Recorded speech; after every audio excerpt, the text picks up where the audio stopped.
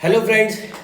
सो आज हम Trident shares के बारे में न्यूज़ देखेंगे और उसके आगे के लेवल बहुत ही ज़बरदस्त बूम में है। बहुत ही ज़बरदस्त ट्राइडेंट शेयर जो अपवर्ड ट्रेंड का मूवमेंट दिखा रहा है। मेरे ऑलरेडी पुरानी वीडियोस में अगर आप जाके देखेंगे तो मैंने हमेशा ट्राइडेंट को बाय लिस्ट में और बाय जोन में आप लोगों को हमेशा खरीदने की सलाह दी है।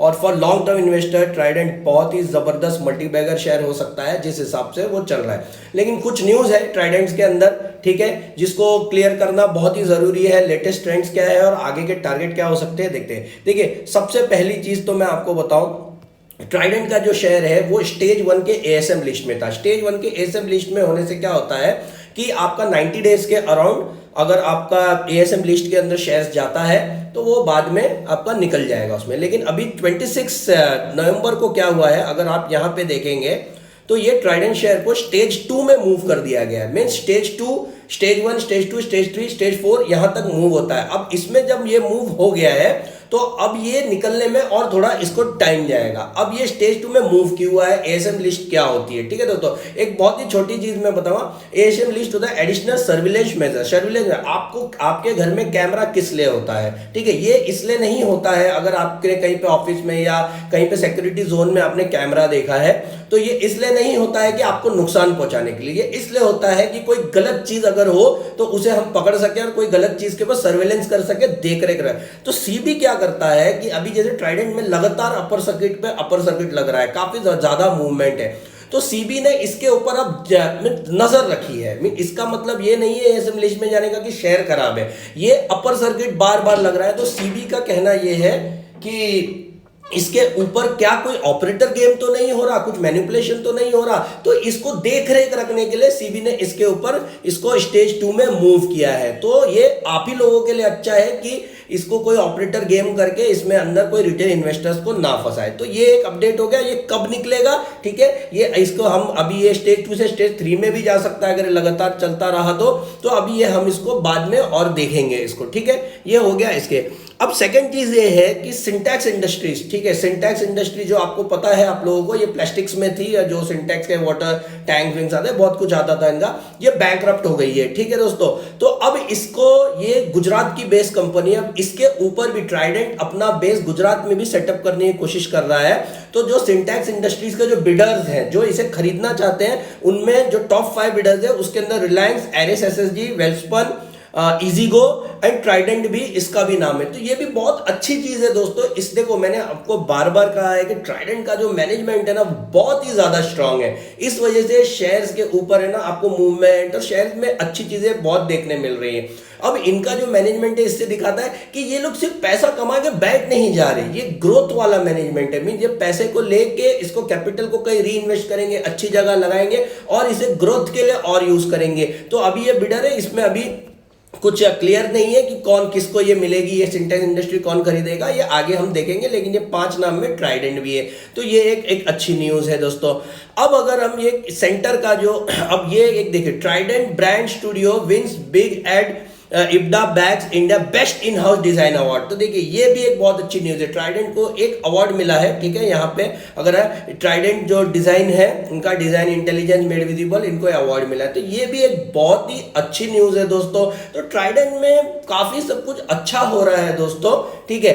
अब अगर यहाँ पे हम चौथी न्यूज देखें तो centre provides big boost to textile industry, announce uniform GST rate. देखिए जीएसटी, मैन मेड फाइबर, जितनी भी चीजें आपके कपड़ा जिसमें फाइबर्स यूज होते हैं, ठीक है, उसमें ना यूनिफॉर्म जीएसटी रेट नहीं था। कहीं पे 5% था, कहीं पे 12% था, कहीं पे 18% था। अब ये सब स्टेज वाइज होता था कि आपने कहीं से रॉ मटेरियल खरीदा तब कोई जीएसटी रेट अलग, जब आप उसे प्रोसेस करोगे तब कोई जीएसटी रेट अलग, जब आप उसे प्रोडक्शन में लाओगे तब कोई। तो इसमें ना बहुत ही एम्बिग्यूटी होती थी, बहुत ही परेशानी होती थी, कंप्लायंस में बहुत ही इशू होता था।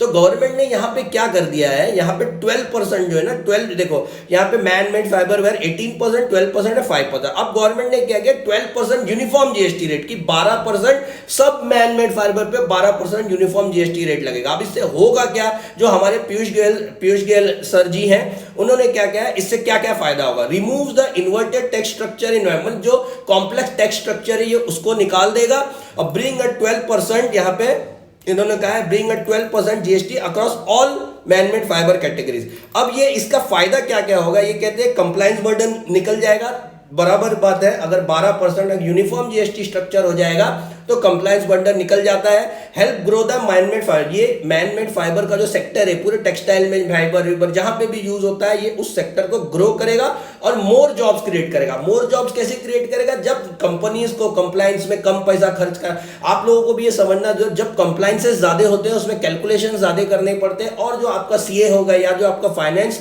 फर्म होंगे, जो फाइनेंस कंपनी होगी जो आप लोगों के लिए कंप्लायंस और टैक्स फाइलिंग करती है, वो आप लोगों से ज्यादा चार्ज करेगा, ऑब्वियसली उनका काम, तो आपका भी पैसा उस जगह पे ज्यादा जाता है। जब ये यूनिफॉर्म जीएसटी रेट रहेगा तो इसे कैलकुलेट करना आसान हो जाएगा, आप लोगों का पैसा बचेगा, टेक्सटाइल इंडस्ट्रीज का पैसा बचेगा, और वो पैसे से वो लोग और ग्रोथ करेंगे, और ग्रोथ जब होगा तो और जॉब्स क्रिएट होंगे। ठीक है दोस्तों, तो ये जो न्यूज़ है हो गई। अब अगर हम एनएससी पे अगर आते हैं, एनएससी पे अगर आते हैं तो एनएससी पे आप देखो डिलीवरी कितनी है, 48.88% की लोग डिलीवरी उठा रहे हैं दोस्तों, तो बहुत ही जबरदस्त काम हो रहा है इसके ऊपर।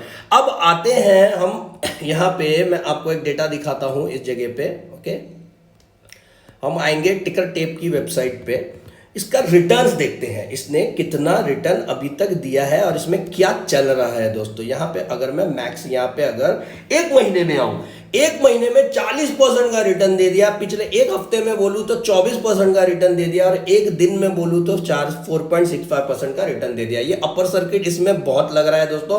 अब इतना रिटर्न जो दे दिया है दोस्तों, अब देखिए लाजमी है दोस्तों इसके ऊपर प्रॉफिट बुकिंग आ सकती है। कैसे आ सकती है, यहाँ पे अगर मैं आपको बताऊं, इस जगह पे मैंने मेरे जितने प्रीवियस वीडियोज है उसमें मैंने टारगेट्स बताए थे कि ट्राइडेंट इस पे मैंने 38 का टारगेट बताया था, वो भी ट्राइडेंट ने अचीव किया, 48 का बताया था वो भी अचीव कर दिया। तो अब आगे का टारगेट भी हम देखेंगे, लेकिन उससे पहला हमें यह समझना यहां पे बहुत जरूरी है इस जगह पे कि आगे क्या हो सकता है। देखिए दोस्तों, यहां पे ना गैप अप ओपनिंग दे रहा है। गैप अप ओपनिंग दोस्तों बहुत लोगों का सेंटीमेंट है, मतलब लोग इसे खरीदने के लिए भाग रहे हैं दोस्तों, बहुत ही अच्छी अच्छी खबरें इसलिए। अब ये जो गैप्स होते हैं ना दोस्तों, इसे मार्केट फिल करेगा दोस्तों, इसको फिल करना ही करना है। तो अगर मैं यहाँ पे गैप्स बोलूं, यहाँ पे देखिए, यहाँ पे एक गैप है इस जगह पे 47-48 जो मैंने टारगेट बताया था। ठीक है दोस्तों, मैं वो वीडियो फिर से ऊपर यहाँ पे डिस्क्रिप्शन में डाल दूंगा, आप कार्ड्स में देख लेना। वो टारगेट के बाद इसने देखिए गैप अप ओपनिंग दिया, गैप अप ओपनिंग दिया, तो यहाँ पे ना इस जगह पे ये जो बड़ा गैप है 50 के आसपास का, यहाँ पे इसका करेक्शन हो सकता है दोस्तों। क्यों दोस्तों, ये मैं आपको बताऊं, अगर इसका हम यहाँ पे आरएसआई देखें, इसका अगर मैं यहाँ पे आप लोगों को आरएसआई दिखाऊं यहाँ पे, तो आरएसआई देखिए इसका ओवरबॉट जोन में जा चुका है, 86 पे, मतलब बहुत ही ऊपर है। अब जब ये ओवरबॉट जोन में गया है, इधर पे अगर आप देखो इधर पे, तो ये नीचे करेक्शन दिया। मैं ये नहीं कहूंगा कि ये करेक्ट होकर बहुत नीचे आ जाएगा, लेकिन मेरे को इतना लग रहा है कि इस टेक्निकल एनालिसिस से अगर हम समझ पाए तो गैप्स को ये जरूर फिल करने की कोशिश करेगा। प्रॉफिट बुकिंग आएगी दोस्तों, ऊपर गया है, लोग प्रॉफिट बुक करेंगे, और इसके प्रॉफिट बुकिंग के चलते ये आप लोगों को समझना जरूरी है कि इसके अंदर जो है ना, इसके अंदर प्रॉफिट बुकिंग के चलते आप लोगों को करेक्शन दिखेगा, और मैनेजमेंट के कोई इशू या स्टॉक में कोई इशू की वजह से आपको करेक्शन फिलहाल तो नहीं दिखने वाला है दोस्तों। अब इसके आगे का टारगेट क्या हो सकता है दोस्तों, वो हम यहां से जानेंगे। हम अपना यहां पे फिबोनाची रिट्रेसमेंट लगाएंगे इस जगह पे, और यहां पे इसका आगे का टारगेट देखेंगे दोस्तों। आगे का टारगेट इसका आ रहा है दोस्तों 57, जो ऑलरेडी अचीव कर चुका है ये। ठीक है, आज के दिन में, और आज का जो दिन है, मैं जब वीडियो बना रहा हूं दोस्तों, आज फ्राइडे है, last day of the trading session होगा। ठीक है, तो यहां पे अब ये मुझे नहीं लग रहा है बहुत ज्यादा मूवमेंट देगा, 58, 59 या 57 के आसपास ही रहेगा शायद। ठीक है, नेक्स्ट टारगेट इसके क्या हो सकते हैं, इसके नेक्स्ट टारगेट 68, 86, 105, 116। देखिए दोस्तों, ये काफी अचीवेबल है, जिस तरीके से कंपनीज और गवर्नमेंट भी सपोर्ट कर रही है, कंपनी का मैनेजमेंट भी बहुत अच्छा है, कंपनी में न्यूज अच्छी है दोस्तों। और सिर्फ न्यूज के बेसिस पे मैं नहीं कह रहा, कंपनी का फंडामेंटल भी बहुत अच्छा है। मेरे चैनल पे ट्राइडेंट के ऊपर 3 वीडियो है, ये मेरा चौथा वीडियो होगा, आप वो सब देखेंगे तो आपको समझ में आएगा ये कंपनी कितनी ज्यादा स्ट्रांग है दोस्तों। ठीक है, अब ये जो इनके टारगेट है, इनका जो पहला टारगेट है 68, 86, 105, अब ये सब तो ये अचीव करना ही है इसको, अगर ये जिस तरीके से चल रहा है, अनलेस एंड अनटिल इसमें कोई बहुत ही बुरा हो जाता है। ठीक है, अब ये तो अचीव करेगा। अब इंपॉर्टेंट क्वेश्चन ये आता है दोस्तों कि नए जो इन्वेस्टर्स जिन्होंने ट्राइडेंट नहीं लिया है वो क्या करें। देखिए इसके अंदर है ना दोस्तों दो चीज आती है। हम लोगों को कभी भी कोई भी शेयर या कंपनी की वैल्यू उसकी प्राइस से नहीं जज करना चाहिए। अब ये कब होगा, अगर आप शॉर्ट टर्म इन्वेस्टर है, मींस आप स्विंग ट्रेडिंग करते हैं, कम टाइम के लिए खरीदना चाहते हैं और प्रॉफिट बुक करना चाहते हैं दोस्तों, तो मैं आपको कहूंगा अगर आप शॉर्ट टर्म इन्वेस्टर है तो आप लोग वेट कीजिए इसमें करेक्शन का, इसमें प्रॉफिट बुकिंग आएगा, बहुत ज्यादा चांसेस है। और जब ये करेक्ट होता है थोड़ा, आप तब इसको लीजिए। अगर आप लॉन्ग टर्म इन्वेस्टर हैं दोस्तों, ठीक है, और आपको भरोसा है इस कंपनी के ऊपर मेरी तरह, तो इसको आप अभी भी खरीद सकते हैं। मैं प्राइस से कोई कंपनी की वैल्यू नहीं निकाला, मुझे लगता है ट्राइडेंट 100 रुपीज 200 500,000 तक भी जा सकता है। तो मेरे लिए इसको थोड़ा प्रीमियम देके खरीदने में मेरे लिए कोई भी इशू नहीं है। लेकिन जैसे कि मैं हमेशा कहता हूं दोस्तों, अगर आपको कोई भी स्टॉक या ट्राइडेंट हो या कोई भी हो, कितना भी अच्छा उसमें पैसे लगाना है तो आप इसको सिस्टमेटिक फॉर्म में लगाओ। पूरा पैसा एक स्टॉक में नहीं लगाना है, एसआईपी के फॉर्म में पैसा लगाओ, थोड़ा थोड़ा पैसा लगाओ। थोड़ा अगर करेक्शन आ जाता है तो लॉन्ग टर्म इन्वेस्टर्स को और भी फायदा है। अगर आप आज भी खरीद लेते हैं, एग्जांपल अगर आप 56-57 पे खरीद लेते हो, अगले महीने आपको करेक्शन में थोड़ा मिल गया, अगले महीने आप एसआईपी के फॉर्म में गए, तो आप लोगों का ऑटोमेटिक एवरेज हो जाएगा। शॉर्ट टर्म इन्वेस्टर थोड़ा अवॉइड कर। नया इन्वेस्टर, अगर आपका लॉन्ग टर्म इन्वेस्टर है, भरोसा है, आप इसमें 5, 10, 15 साल इसके अंदर रुक सकते हो, तो ही इसके अंदर इस प्राइस में एंट्री लेना आप लोग, ठीक है दोस्तों। तो होप मैंने आपको ट्राइडेंट के बारे में बता दिया। नया न्यूज जो है टेक्सटाइल इंडस्ट्रीज में पॉजिटिव न्यूज है, ट्राइडेंट को अवार्ड मिल चुका है, डिलीवरी परसेंटेज आई है और ट्राइडेंट लगातार ऊपर अप मूवमेंट में है दोस्तों, ठीक है। होप दोस्तों आपको ये वीडियो पसंद आया होगा। अगर वीडियो पसंद आया इसे लाइक करो, शेयर करो, कोई भी डाउट है इसमें कमेंट करो, मैं कोशिश करूंगा आप लोगों के डाउट्स क्लियर करने का, और मेरे चैनल को सब्सक्राइब करो। बाय दोस्तों, टेक केयर।